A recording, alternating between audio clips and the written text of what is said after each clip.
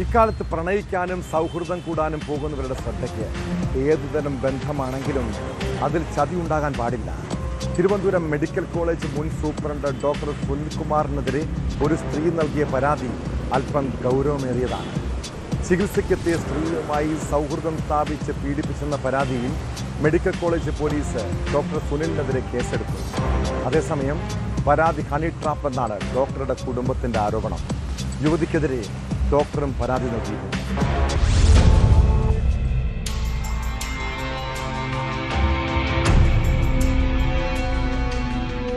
തിരുവനന്തപുരം സ്വദേശിയായ യുവതിയെ ഹോട്ടലിൽ കൊണ്ടുപോയി പീഡിപ്പിച്ചുവെന്നാണ് പരാതി.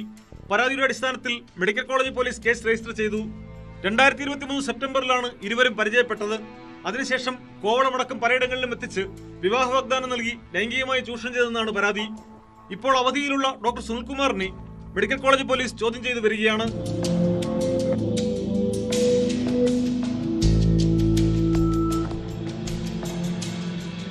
മെഡിക്കൽ കോളേജ് മുൻ സൂപ്രണ്ടായ ഡോക്ടർ സുനിൽകുമാർ നിലവിൽ ന്യൂറോ സർജറി വിഭാഗം തലവനാണ്.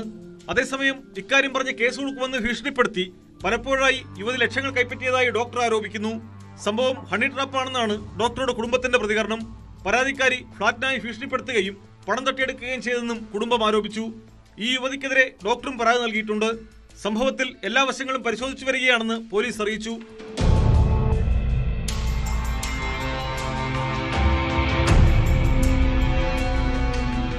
ന്യൂസ് 18 തിരുവനന്തപുരം. കൂടുതൽ വാർത്തകൾക്ക് news 18 Keralam YouTube channel subscribe ചെയ്യുക.